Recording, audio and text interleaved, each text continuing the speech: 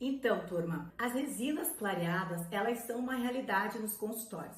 Como eu já disse semana passada, elas são, sim, as preferidas dos nossos pacientes. Por que que eu tenho certeza disso? Primeiro que a minha prática clínica, né, minha realidade diz isso. Segundo, as próprias empresas perceberam isso, porque quando eu comecei a trabalhar com resinas clareadas, gente, há uns 10, 12 anos atrás, nós tínhamos duas cores somente.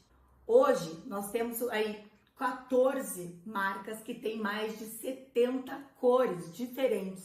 E nós temos que aprender a transitar entre essas cores e entre essas marcas.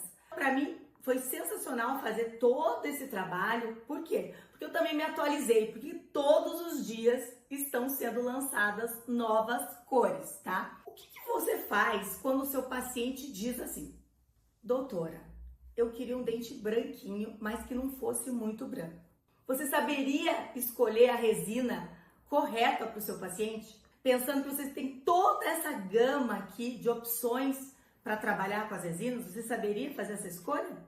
E eu vou te ajudar. Nessa aula você vai clarear suas ideias e você vai conseguir entender como que funciona para você transpor todo esse conhecimento para a cadeira e você conseguir aí se comunicar com o seu paciente. A primeira pergunta que o paciente faz para mim quando ele senta, ele sempre fala assim: doutora, vamos escolher a cor?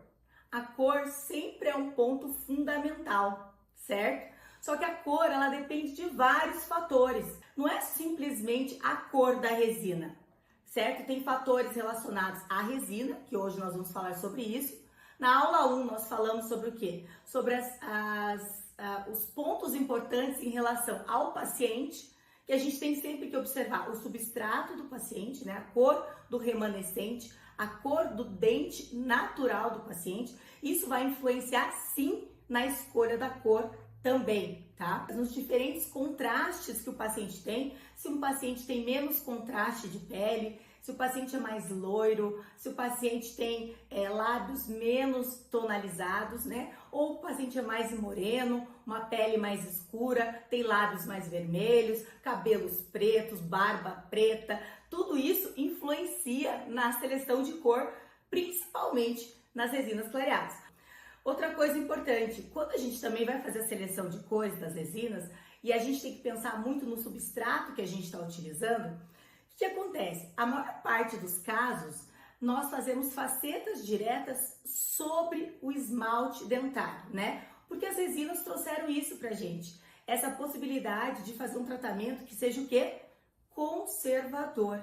Então, nós não precisamos desgastar. Então, geralmente, nós fazemos facetas em resina, lentes em resina, nós fazemos sobre um esmalte íntegro, certo? Então, quando a gente pensa nisso, a gente tem que pensar que o dente, ele tem diferentes cores em um mesmo dente, né? A região cervical tem uma tonalidade um pouquinho mais escura, o centro é mais luminoso, as bordas incisais são mais o quê? Mais translúcidas. Temos regiões que são planas, que refletem mais a luz.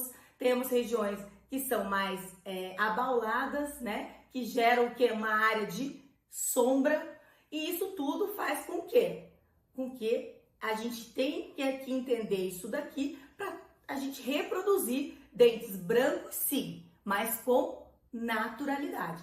E isso não depende somente da resina.